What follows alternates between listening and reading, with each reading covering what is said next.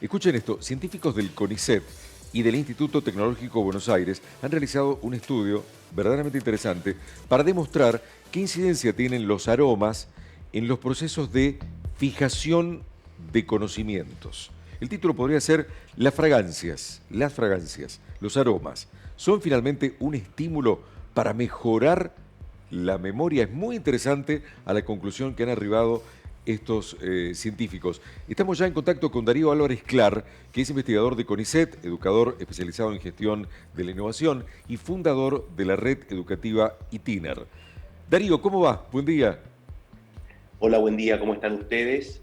Bien. Permitime aclarar, yo no soy investigador de CONICET, sí soy educador y soy fundador de la red ITINERE. Con Bien. el equipo del CONICET trabajamos en esto, pero vale aclararlo para evitar confusiones. Perfecto, Gracias. perfecto. Gracias por la corrección. Igualmente, no nos pareces, Darío, te voy a tutear, una persona más que autorizada, una voz más que autorizada, para contarnos cómo fue esta experiencia, cómo se llega a esta conclusión de que los aromas podrían incidir en la fijación del conocimiento.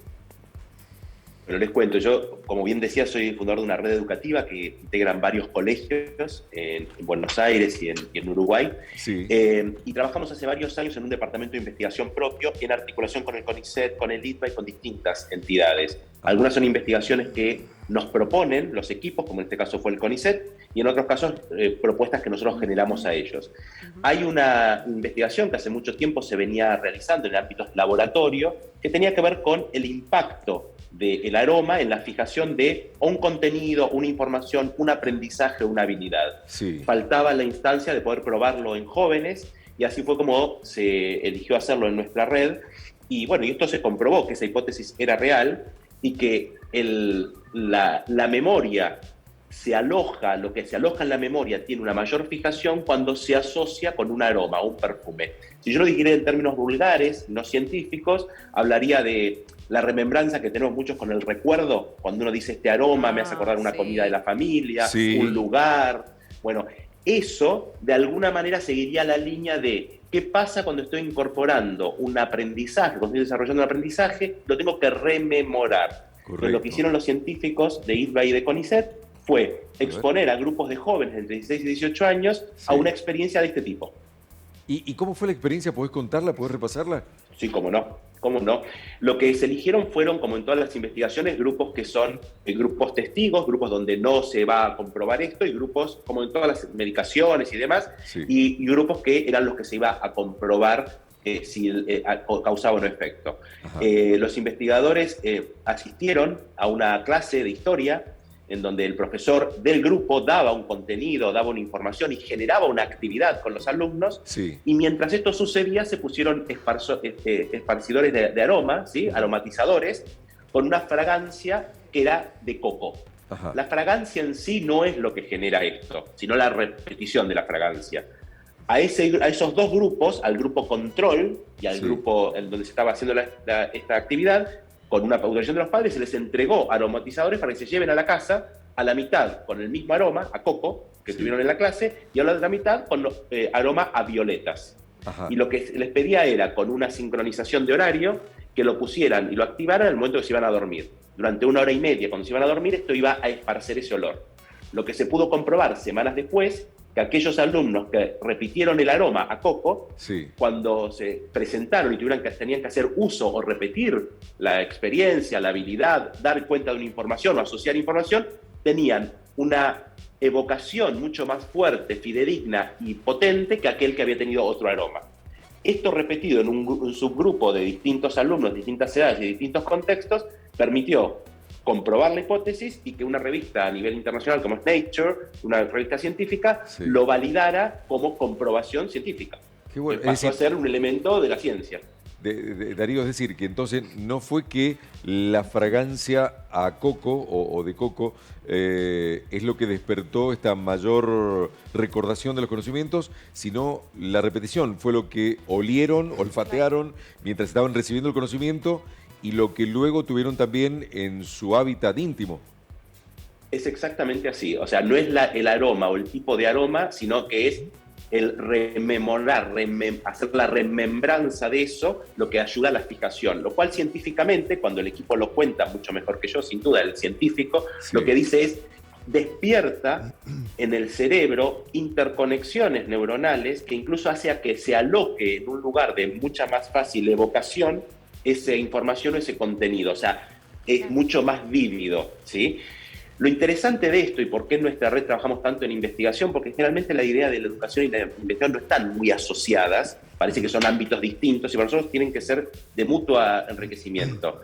Hoy esto pasa a ser algo de bagaje de conocimiento para la ciencia mundial, y es más, se está repitiendo. Pero qué interesante, nos planteamos que esto sea parte de una práctica docente y hasta de los propios alumnos, ¿no? Claro, si esto fuese así, yo podría tener como una técnica propia en donde podría probar si con un perfume personal, si con algo, lo uso en una instancia como esta, lo pongo en mi almohada, quizás podría serme de utilidad, ¿no? Claro. Claro. Se hizo a este grupo de alumnos, ¿no? Jóvenes. ¿Funcionaría de la misma manera o puede llegar a funcionar con alguien de edad más avanzada o está comprobado que no?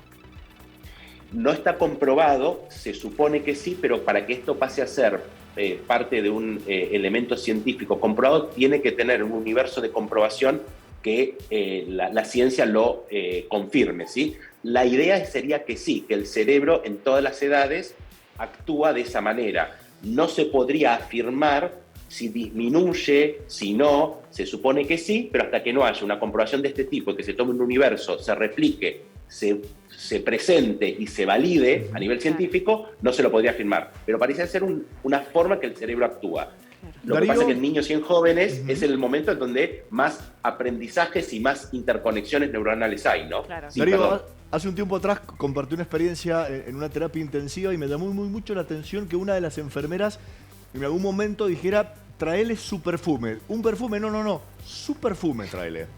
Porque eso, y ahora te escucho a vos comentar todo esto y digo, wow, o sea, algo saben las enfermeras o algo intuyen de su experiencia de estar ahí en la terapia. Mi pregunta es, en este caso entiendo por qué era, ¿para qué otras cosas crees vos que pueda llegar a usarse en la práctica el hecho de reafirmar este contexto, ¿no? Esta experiencia?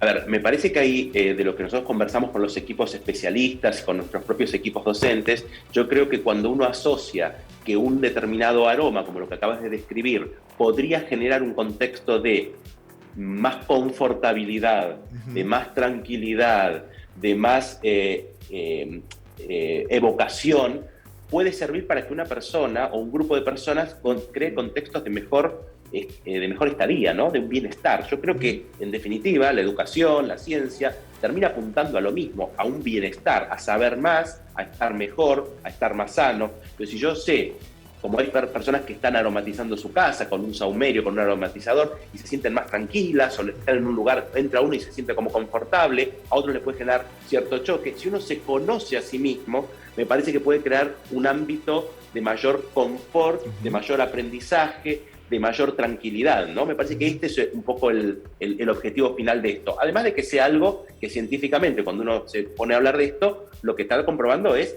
cómo funciona un cerebro, ¿no? Claro. Cómo funciona, cuál es el efecto de los elementos externos, ya sea un sonido, un ruido, un aroma, un olor. Ajá. Eso te iba a preguntar, Darío, si así como se ha hecho esta investigación en la línea de lo olfativo, ¿podría ser, por ejemplo, algo similar con la iluminación? Tener el mismo tipo de iluminación cuando recibo el conocimiento y el mismo tipo de iluminación cuando quiero recordar, quiero estudiar, quiero repasar ese conocimiento. Mira, yo pude conocer que hay investigaciones en esa línea que no están comprobadas. Sí, lo que pudimos comprobar, que esto es a nivel internacional y en nuestra red también se ha hecho, lo ha hecho el equipo del IPA, liderado por Fabrizio Ballarini, que es un gran biólogo y neurólogo. Hay dos elementos que sí están comprobados y que además se repite a lo largo de la historia y se mantiene. Por ejemplo, la actividad física. La actividad física previa a una experiencia nueva fija experiencia, contenido y emoción. Y la otra es el factor sorpresa. Voy a tomar una frase que la usa siempre Fabrizio Ballarini, está en sus libros, pero que creo que es gráfico. Si cualquiera de nosotros se preguntara qué hizo el viernes pasado a las 2 de la tarde, tenemos que pensar y no lo tenemos tan claro. Sí. Ahora, si preguntamos qué estábamos haciendo el 11 de septiembre cuando estallaron las torres, todos evocamos rápidamente eso. el factor sorpresa, sea por algo positivo o algo negativo, es tan impactante que fija lo que estés haciendo en ese momento. Claro. Entonces, la sorpresa, la actividad física y ahora también podemos decir el aroma son elementos que activan centros en el cerebro que permiten pensar, rememorar, aprender y fijar ciertas experiencias o contenidos. Claro. Y ahí un poco apuntada a mi pregunta, si pasa lo mismo, a eso iba, ¿no?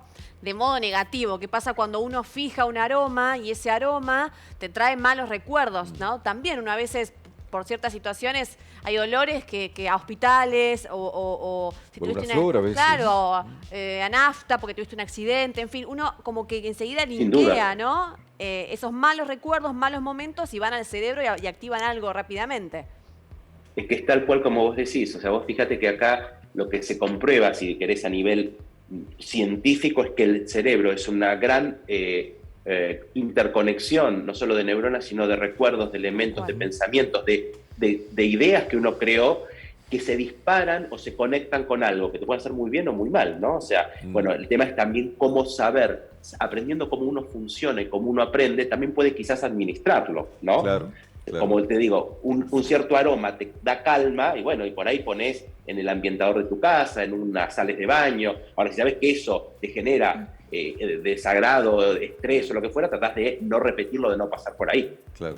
Darío, te hago esta última consulta y te aprovecho con tu conocimiento. ¿Está comprobado si es mejor estudiar, incorporar, aprender en silencio, concentrado solo en eso, en lo que estoy leyendo, o sea en voz baja, en silencio o en voz alta, a diferencia de hacer eso pero con música?